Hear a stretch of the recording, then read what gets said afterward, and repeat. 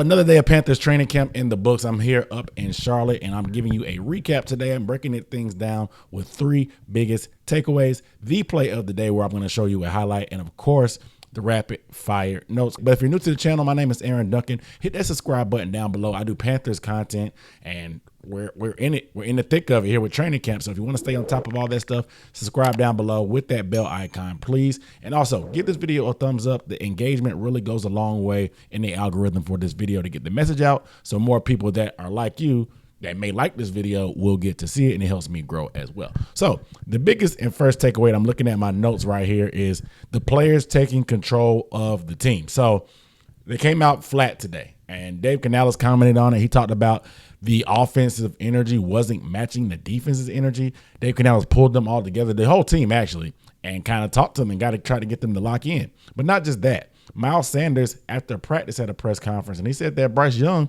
brought the team together on two different occasions, during practice and after practice. And Miles Sanders is the one that talked about that they want to be the ones that take control of it and hold each other accountable in terms of that intensity level, because he said that the player controlled teams that he's been a part of had the most success. So I like this philosophy, because when you have your own guys that you're looking left to right with that you don't want to let down, there's something to be said about that teamwork and that camaraderie and them coming together. Yes, I do think some of the intensity has been lacking on a fairly consistent basis. So I don't think it should have to get to that. I think they should walk onto the field with that mentality. So you have to kind of get to that point where that intensity level is there every time. And the defense does bring it. Even they're flat at times, but the defense definitely does bring it, and the offense sometimes is whatever. And remember last year I talked about there was a strange, I made a video, I said a strange pattern is developing. And that pattern was when the pads go on, the defense dominates. And when the pads are off, the offense has a little bit of a better day. And so I just don't want to get into those same habits of the intensity not being where it needs to be, and just having to be hitting them out or have everybody come together before people lock in and figure out that, hey, we're doing this, guys, because every time you walk up on the field, it's an opportunity to get better. So they want to take advantage of it. You don't want to just go out there, go through the motions like it's some regular job. You want to go out there and get better as a team. So I don't know. I do like the player control mentality and holding each other accountable. Obviously, the Bryce Young, bringing them together. I know people talked about his leadership this offseason, not being vocal. Sounds fairly vocal to me in terms of what he's been doing. But you guys let me know down below in the comments how you feel about them having to come together so many times and tell each other to lock in, and the whole player control thing mentality. The next big takeaway is, staying on that, is Miles Sanders and Miles Sanders' revenge season. Now, speaking of intensity, the offense may be flat, but in terms of the running back group overall, Miles Sanders has been bringing it. Miles Sanders is out there with something to prove. I talked about this on my live stream. Miles Sanders has been running hard. Last week, he pretty much turned Jamie Robinson into a speed bump. He's been out there running with a purpose a lot at practice, and you can see it. He looks completely different. Yes, it's probably something to do with health, because he said he had like an Achilles or something down the stretch, and also in training camp last year was his groin. But this dude looks like he's in shape. He looks determined. He looks hungry. He looks like he's locked in, man. And they asked him about a running back competition thing or whatever. I don't know.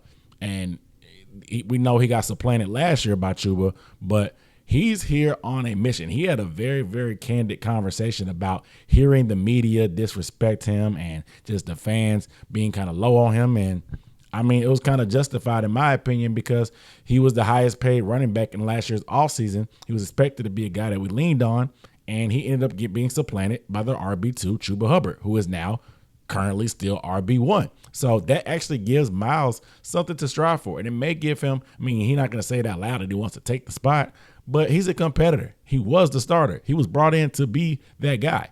He wants that spot back. So whether he gets it or not, him running motivated enough like he wants to get that spot back, him being talked about last year and that being the nip and trying to the kick in the rear to get him going, I'm all for it, because I'm not the type of guy that just because a guy has 1 year and I go off on him on this channel doesn't mean that I'm not willing to be wrong. Like, I'm not going to be dug in and like, oh, if Miles starts hooping, I'm not going to give him credit. No, I want Miles the ball. I will give Miles all the credit. I said it before. My apology will be as loud as the disrespect if Miles Sanders comes out and balls out this year and does what we think he's capable of, which is being that Philadelphia Eagles, Miles Sanders. So I'm all for it. Like I said, Miles had a lot of comments. He's definitely feeling it, but at the same time, he's using that as fuel and motivation.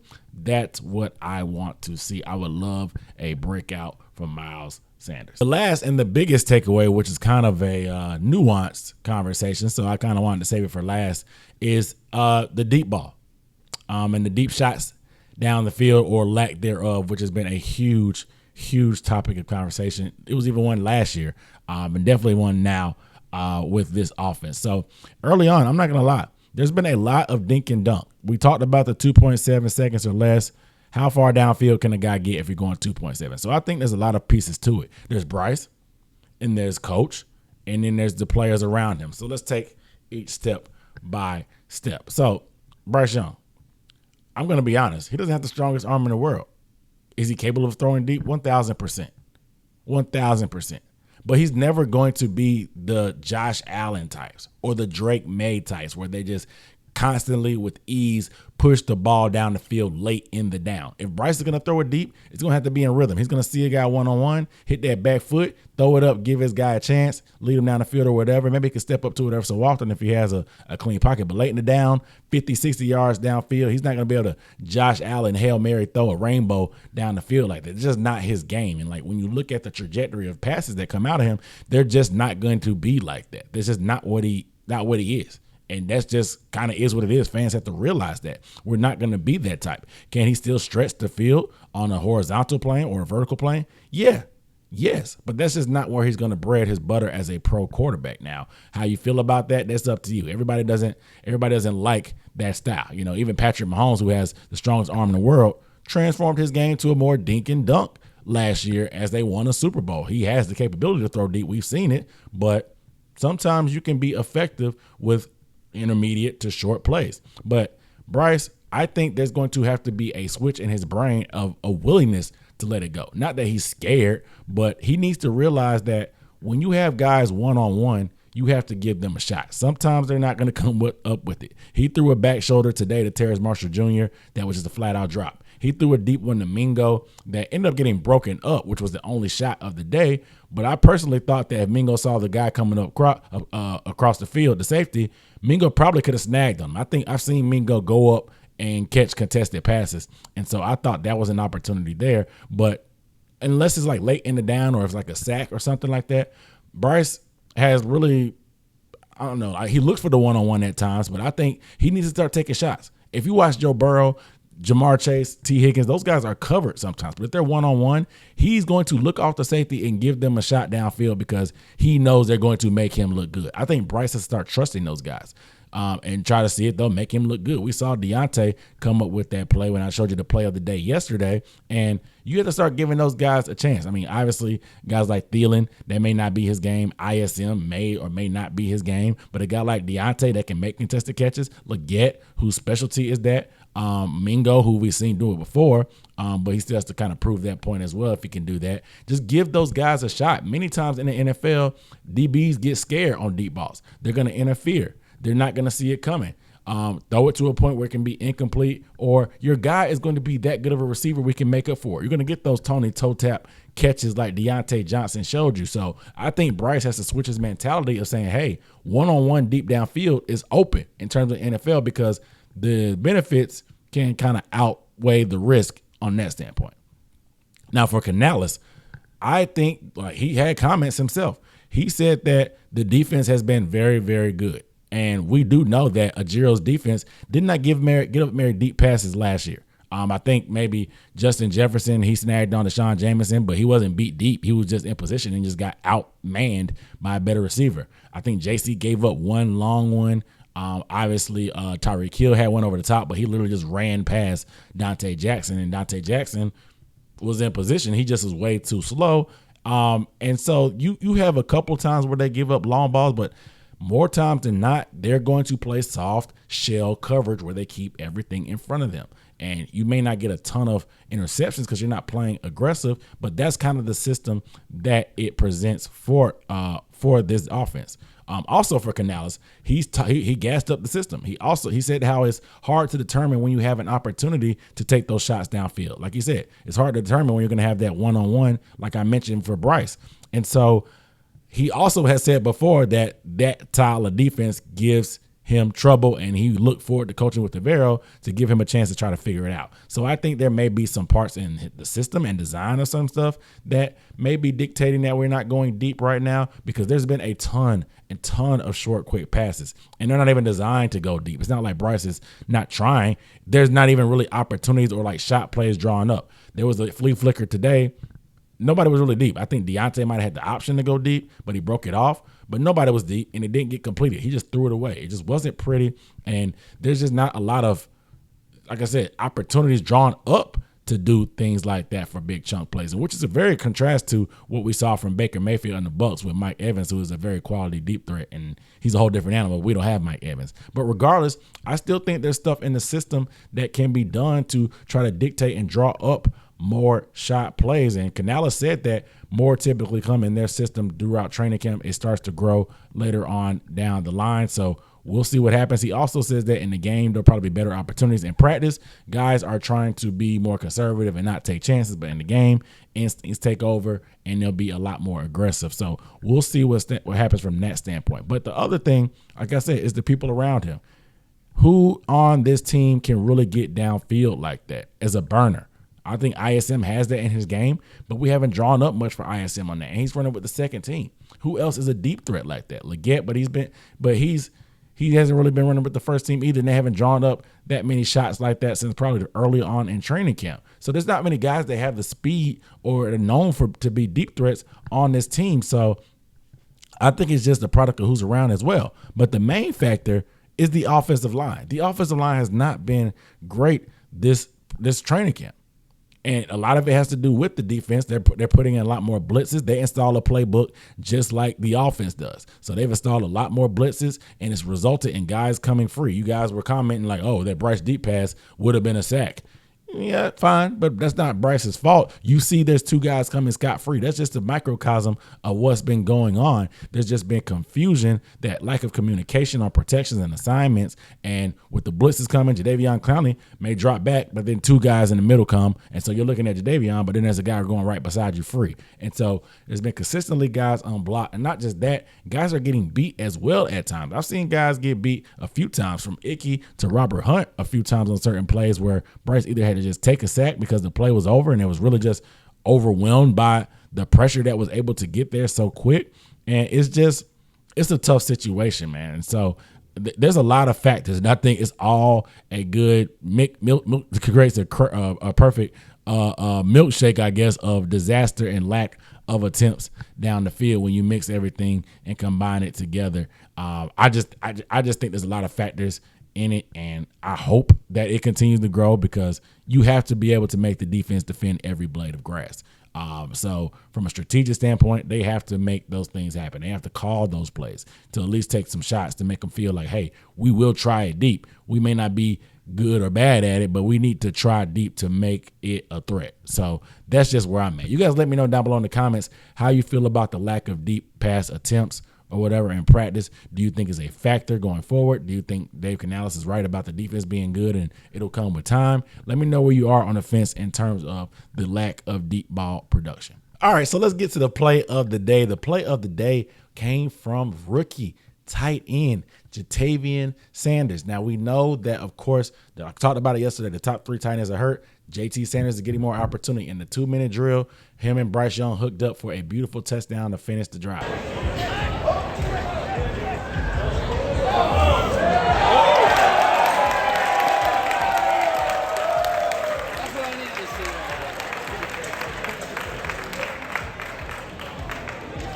And as you can see, it was an RPO, and it was kind of like whatever. And even Dave Canales was like, that's not exactly how we drew it up, but Bryce has been so good creating in the scramble drill that it just happens. And that's that playmaking factor. But the fact that Ja'Tavion Sanders would be on the same page with him and go up and catch a pass like that in the red zone, I could bring a tear to my eye, bro, just because we've been needing that red zone threat tight end since Greg Olsen retired. And I like Tommy Tremble, but that's just not his game. Going up for passes like that, that's just not his game. There's other things that Tommy brings to the table, but that's not his game. So seeing Ja'Tavion Sanders do something like this and just continue to try to stack some days in the passing game, I'm super excited. He has a long way to go in the running game. But in the passing game, I like what he brings to this team. Hopefully, he gets more opportunities like he's been doing, and he can earn more trust from Bryce. Maybe it can be that guy. Maybe he can start building up a little bit more rapport with Bryce. So we'll see going forward. But JT Sanders gets the play of the day for his touchdown. All right, so let's get into this rapid fire really quick, and we have a few things to do. More injuries, of course. Unfortunately, first-round draft pick Xavier Legette left practice today because of a lower leg issue. Nothing to do with what he hurt during minicamp, but he was carted off, and MRI is coming up next. Thankfully, the x-rays were negative, so we'll monitor that for our rookie stud wide receiver. He just left practice randomly. Nobody saw him. Nobody really saw. I didn't see him, but I just stopped seeing him go into practice and get reps. So that's when I knew something was probably an issue, and that's kind of where it is right now.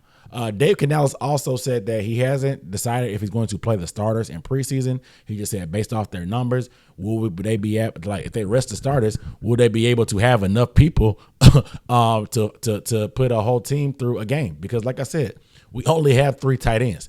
Tommy Tremble won't be here this weekend, so there's going to be a lot of reps for that tight end position. There's going to be a lot of reps probably for that edge position as well. That's fairly thin. I'm assuming J.C. Horn probably won't play, the stuff like that. So they'll probably pick and choose what starters play.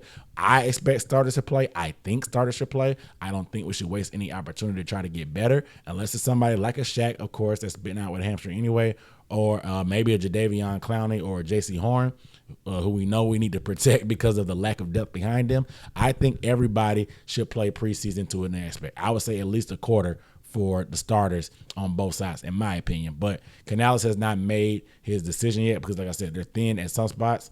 Tight end will be an opportunity for JT Sanders to get a lot of reps just by default. He's going to have to probably play the whole game by default because we don't have the extra tight ends. So we'll see.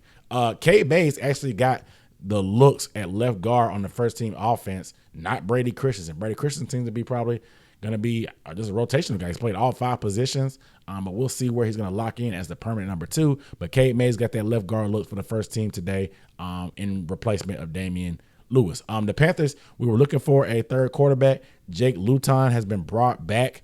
You probably remember him from last year. He's been here a couple times on and off. He ended up going with the Saints last year off our practice squad when they needed some quarterback depth. He's back in Carolina now. The only controversy is who's going to wear number 16, because the third quarterback on our team always wears number 16 for some reason. Whether it was, what was the guy's name? The tall quarterback with the strong arm, and then obviously Jake Luton and then Jack Plummer this year. But Luton's back, so number 16, we'll see what happens. But regardless, they said we needed that third quarterback. That way we could field the team, like we said, for the preseason game. So that's Jake Luton is in. Anthony Brown, the corner we just signed from former Cowboy, he did not practice today. He had a kind of an acclimation. I think it makes sense not to throw him right into the Wolves for full padded practice when he just got here. You know what I'm saying? So that's a factor there. Mike Boone, the running back, number 34. He's been getting a lot of running back 3 reps. Him and Blackshear has been kind of splitting it, but Boone has been in there a lot. He got a lot of praise from Canales. He did talk about his hands and how he's been running. He did have a nice catch today across the middle on a little Texas route, going across the middle, went up and elevated and got it.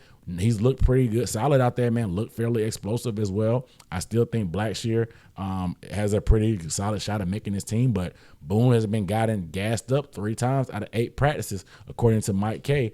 So he's got Dave Canales' attention. Who's got my attention on the defense side of the ball, who's not getting talked about, is Nick Scott. Nick Scott, the defensive back. He's been having a solid camp. His last few days have been pretty solid. He had another breakup on a touchdown that Jatavian Sanders, well, not about a touchdown or just a catch, that was late. He stayed with it. Sanders had it, but Nick Scott just stayed with it and ripped it out. Last week, he saved the touchdown doing the same thing. This week, he broke up a play on Jatavian Sanders. The following play, he had a one-on-one opportunity in a hole with Mike Boone. He formed him up, got him, picked him up, and stopped him in his tracks. He didn't take him to the ground because they're not doing that, but it was a great tackle, and he was feeling himself. He sat there and folded his arms. Nick Scott, I don't know if he's going to start because we have Jordan Fuller, but he's definitely probably going to be in the rotation, and I like what I've seen from Nick Scott. I also like Amir Smith-Marset today. Great practice today. Killed it at one-on-ones. His route running has really, really stood out. The suddenness. He's probably the second best route run, probably third best route runner on the team now that we have Deontay Johnson, but he is no slouch.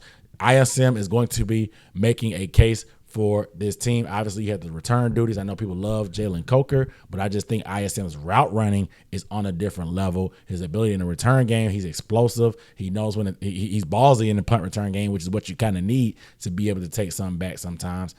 He's going to have some value, and I think he has a very, very solid shot of being retained. I know some people think he's on the bubble. I kind of disagree. Last but not least, Harrison Mevis went 4 of 5 on field goal attempts today. He made 2 beyond 50, but he missed a little bit of a chippy earlier. So, like I said, I'm just going to continue bringing this up because I think that the competition is likely over.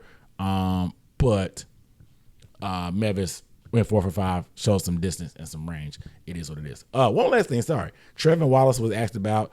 Dave Canales mentioned that he needed to step up a little bit in terms of knowing what he's seeing. He says the ability is there, but he needs to see it and react to it and know his keys and know his assignment and don't hesitate and just go and get it.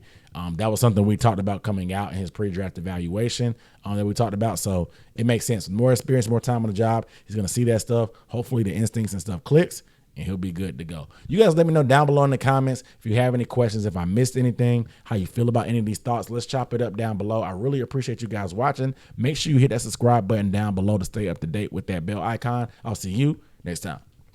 Peace.